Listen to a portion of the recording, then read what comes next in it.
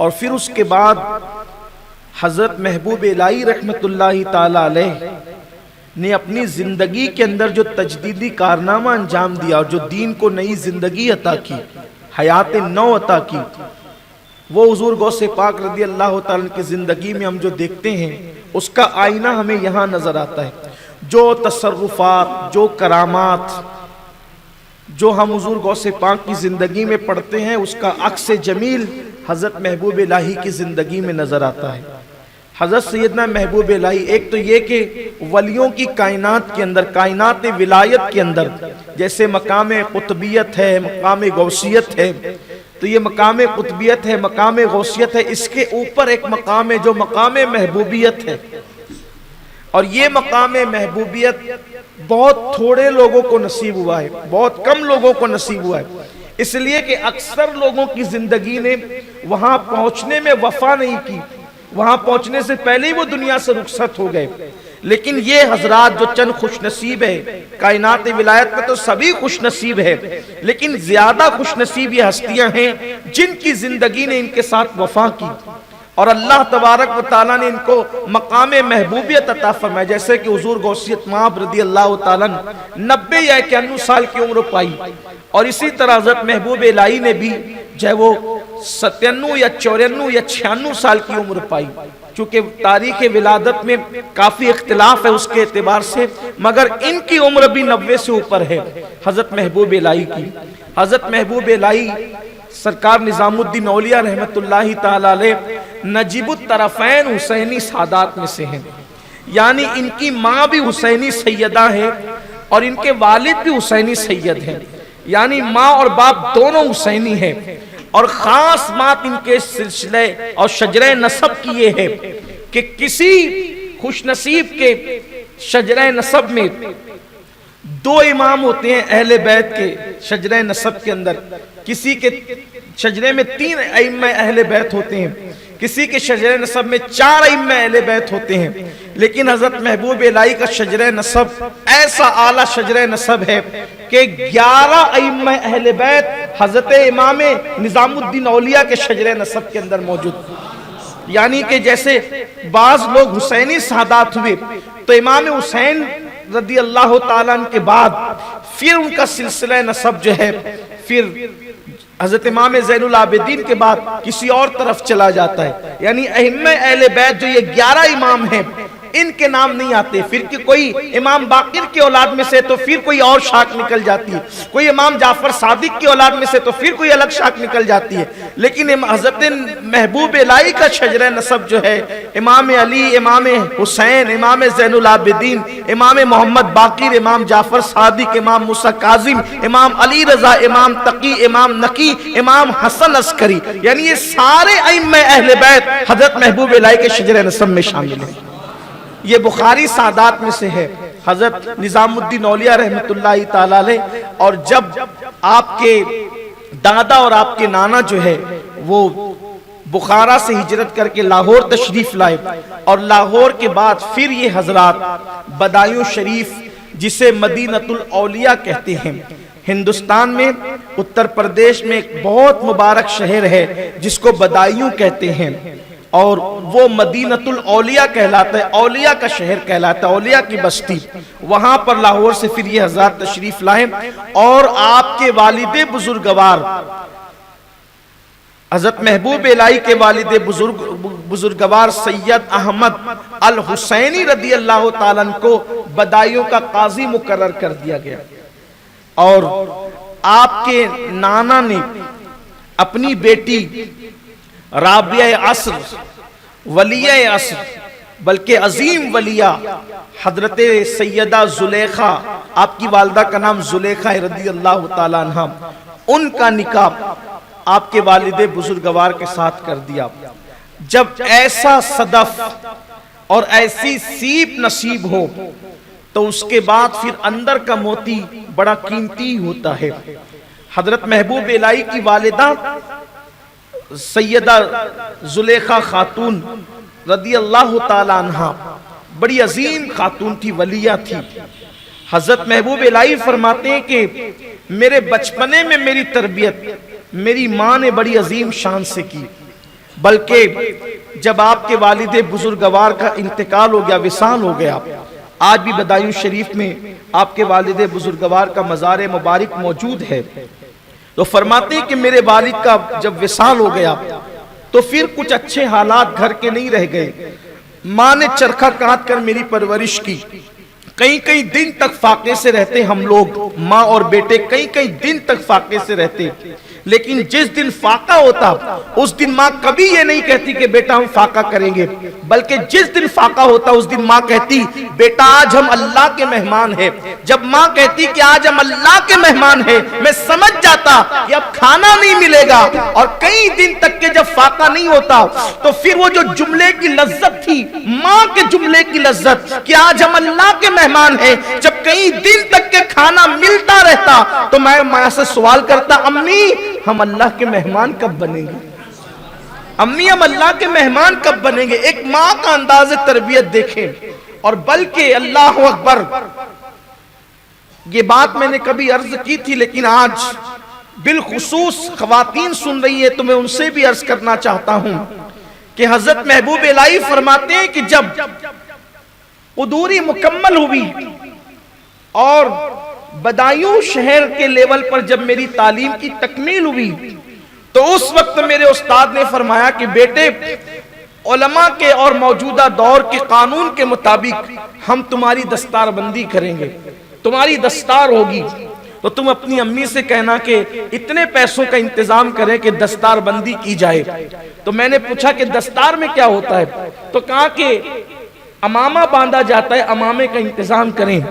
اور جو علماء اور مشائخ امامہ باندھنے کے لیے آتے ہیں ان کے لیے دعوت کا اہتمام کیا جاتا ہے۔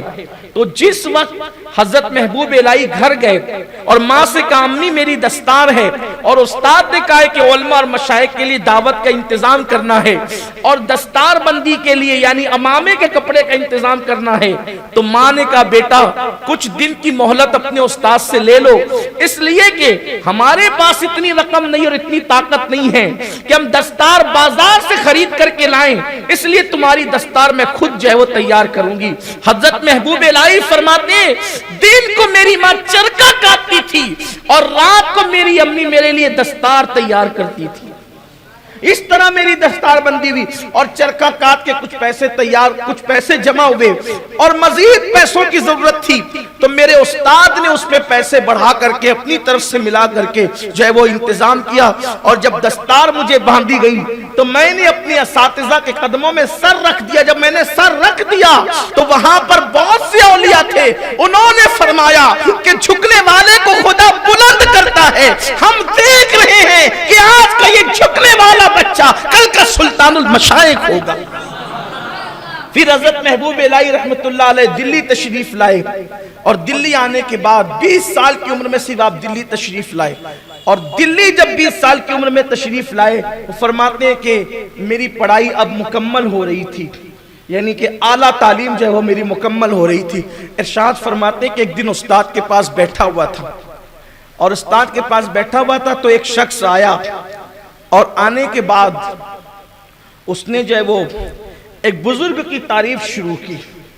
حضرت شیخ زکریا ملتانی رحمت اللہ علیہ کی اس نے تعریف شروع کی، بہت باتیں کی اس نے، میری توجہ اس طرف نہ ہو سکی، لیکن جیسے ہی اس نے اپنے موضوع کو اور عنوان کو تبدیل کیا اور اس نے حضرت بابا فرید الدین گنج شکر کا ذکر شروع کیا۔ یہ پہلی مرتبہ میں نے فرید الدین گنج شکر کا نام سنا تھا، اس گنج شکر کے نام میں ایسی شکر کی حلاوت تھی کہ میرا دل اس نام کی طرف مائل ہو گیا اور میں کان لگا کے سننے لگا، کہا خدا جانے اس میں کیا چاشنی تھی، کیا حلاوت تھی۔ واللہ آج بھی اہل دل بابا صاحب کی طرف کھینچتے ہیں، اور صرف مسلمانوں کے نہیں، گرو نانک جیسے آدمی نے بابا فرید کی تعریف کے اندر کتنے دوہے کہے ہیں، اب بابا فرید سے بہت متاثر تھے گرو نانک، تو بابا فرید کے نام میں ان کی ذات میں خدا نے عجیب چاشنی رکھی ہے، عجیب لذت رکھی ہے۔ شاید میں نے کبھی آپ سے یہ عرض کیا تھا کہ حضور غریب نواز کہتے تھے سرکار قطب الدین بختیار کاکی سے کہ بابا قطب تم نے ایسے شاہباز کا شکار کیا ہے کہ اس کی وجہ سے قیامت تک تمہارا نام زندہ رہے گا۔ وہ ہے بابا فرید، فرد فرید،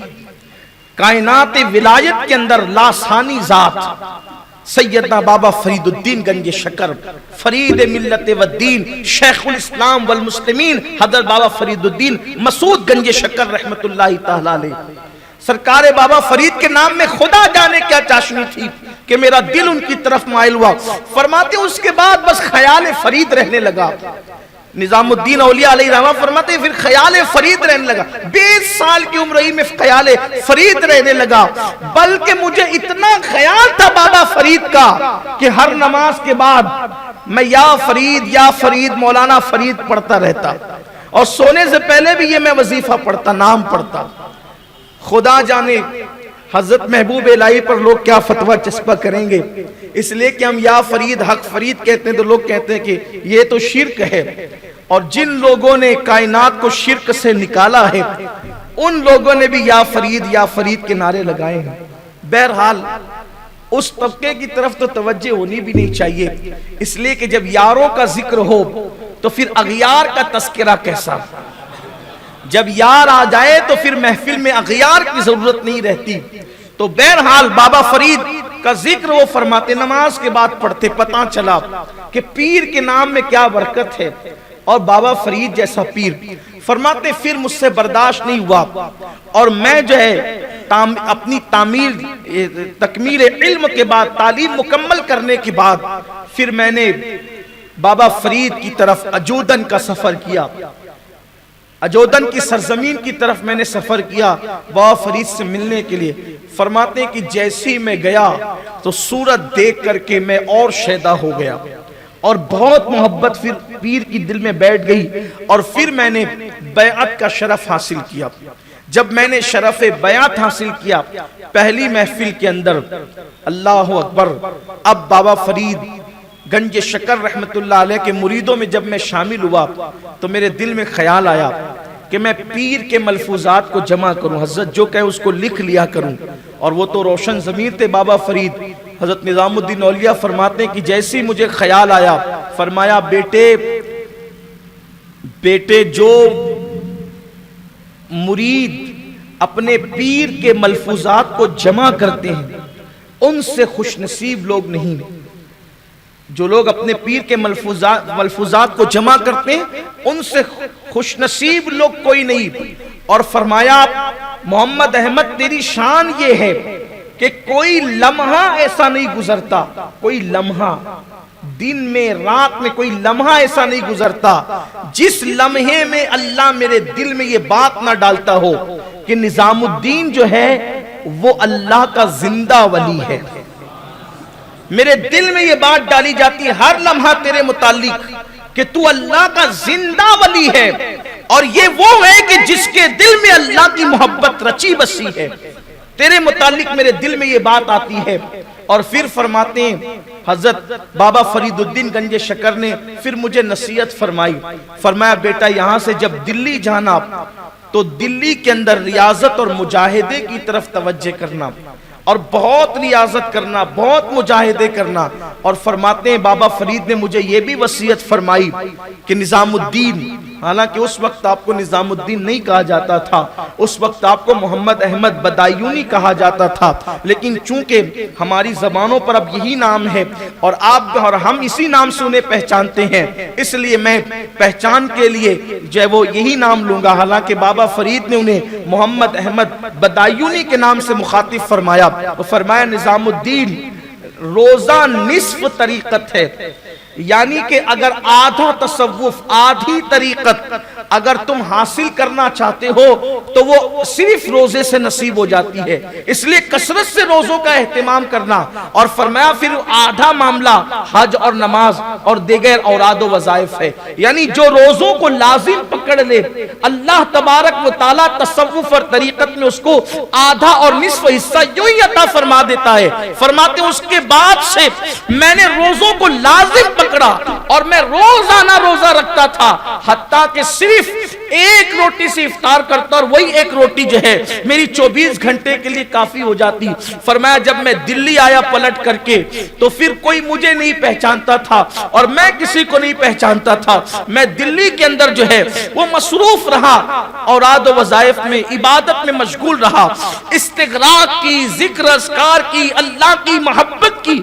ایسی کیفیت مجھ پر طاری تھی کہ دل میرا سب کی طرف سے اچاٹ تھا. ایک دن میرے دل میں خیال آیا کہ میں دلی چھوڑ کر کہیں اور چلا جاؤں، دلی چھوڑ کر کہیں اور چلا جاؤں، عافیت کی جگہ رہوں. تو میں نے اللہ سے دعا کی مولا میری رہنمائی کر کہ میرا کوئی مقام ہو، کوئی ٹھکانہ اور دلی سے ہٹ کر ہو. تو مجھے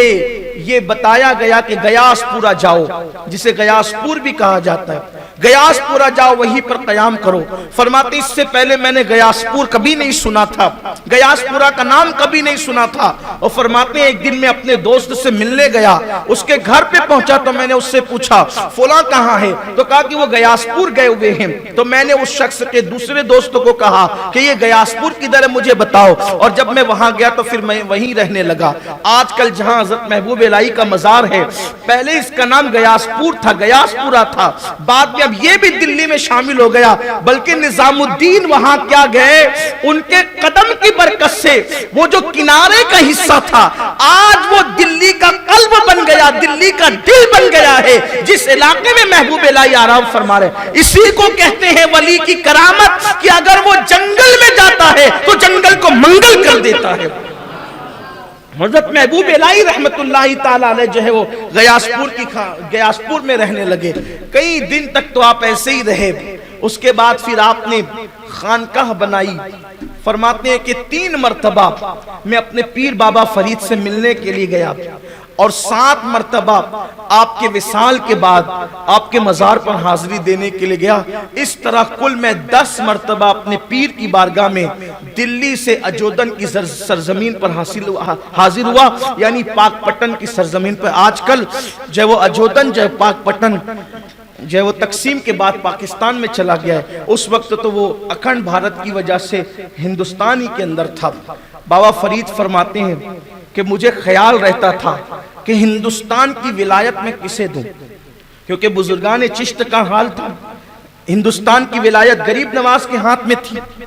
ہندوستان کی ولایت غریب نواز کے ہاتھ میں تھی. غریب نواز نے اپنے وصال سے پہلے ہندوستان کی ولایت بابا قطب کو سونپی. پھر بابا قطب الدین بختیار کاکی نے ہندوستان کی ولایت بابا فرید الدین گنج شکر کو سونپی.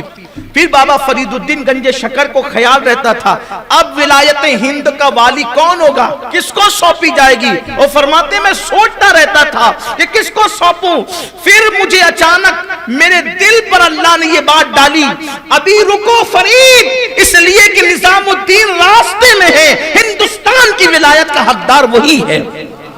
وہ کہا کہ میں تمہیں ہندوستان کی ولایت سونپتا ہوں، ہندوستان کے تم والی رہو گے. تو سرکار محبوب الہی نظام الدین اولیاء رحمت اللہ تعالی علیہ کو پھر بابا فرید کے بعد والی ہندوستان قرار دیا گیا.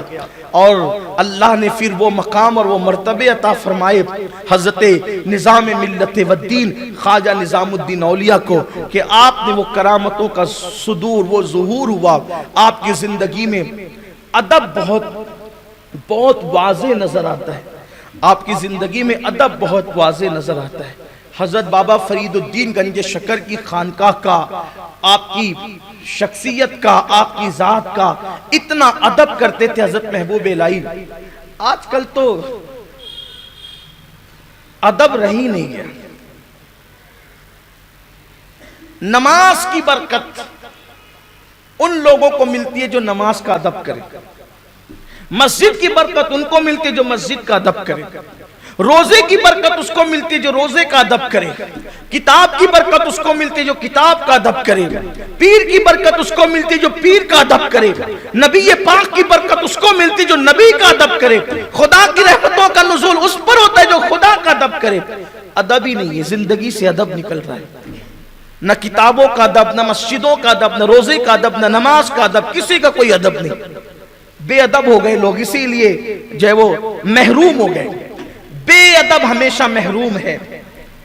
کتابیں پڑھتے ہیں اس کا کوئی ادب ہی نہیں، نہ کتاب کا ادب، نہ قلم کا ادب. ہم نے اپنے بزرگوں کو دیکھا اپنی آنکھوں سے کہ اگر کبھی قلم گر جاتا تھا زمین پر تو ہم نے اپنے اساتذہ کو دیکھا، اب وہ اللہ کو پیارے ہو گئے کہ وہ قلم اٹھاتے تھے، کام بعد میں کرتے تھے، پہلے چوم کر سر پہ رکھتے تھے۔ قلم گر گیا، کتاب گر جاتی تھی تو یہ ادب تھا، احترام تھا، آج کچھ نہیں رہا۔ حضور علیہ السلام کا ادب پاک یہ تھا، جب حضور کا نامی اسم گرامی محمد آتا تھا تو لوگ اپنے سروں کو جھکا کر کے اپنی انگوٹھوں کو چوم لیتے۔ آج یہ مذاق بن گیا ہے، بے ادب پیدا ہو گئے، مذاق بن گیا، بے ادبی بے ادب ہے۔ جو اپنے ماں باپ کا ادب نہ جانے وہ رسول پاک کا ادب کیا جانے، یہ حال ہو گیا۔ کون کیا ادب تھے حضرت محبوب الہی نظام الدین اولیاء، جب بھی اپنے دادا پیر حضرت بابا قطب الدین بختیار کاکی کے روزے پہ حاضر ہوتے تھے، کبھی جرت نہیں کی مزار تک جانے کی، کبھی جرت نہیں کی مزار تک جانے کی، دروازے پر کھڑے رہ کر وہیں سے فاتحہ پڑھتے تھے۔ کہا میں اس قابل کہاں کہ وہاں تک جاؤں، اتنی دور سے فاتحہ پڑھتے تھے۔ آج بھی وہ پتھر حضرت بابا قطب الدین بختیار کاکی کے جب مزار میں داخل ہونے لگو تو بائیں ہاتھ کی طرف ایک دیوار کے اندر چسپا موجود ہے، اس پتھر کو آج بھی لوگ چومتے ہیں جہاں وہ کھڑے رہ کر کے فاتحہ پڑھتے تھے۔ حضرت محبوب الہی اتنی دور، ایک دن اچانک خیال آیا کہ ہفتے میں 2 مرتبہ آ کر میں دادا پیر کے یہاں فاتحہ پڑھتا ہوں اتنی دور سے، پتہ نہیں ان کو خبر بھی ہوتی ہے کہ نہیں ہوتی، پتہ نہیں ان کو خبر بھی ہوتی ہے کہ نہیں ہوتی ہے۔ اللہ اکبر، بس اتنا سوچنا تھا کہ فوراً ندائی، نظام الدین تم کہتے ہو کہ تمہیں خبر بھی ہوتی کہ نہیں ہوتی ہے، تم غیاسپور سے نکلتے نہیں ہو، اس وقت سے ہم تمہاری نگہبانی کرتے ہیں، تم ہماری نگاہ میں ہوتے ہو۔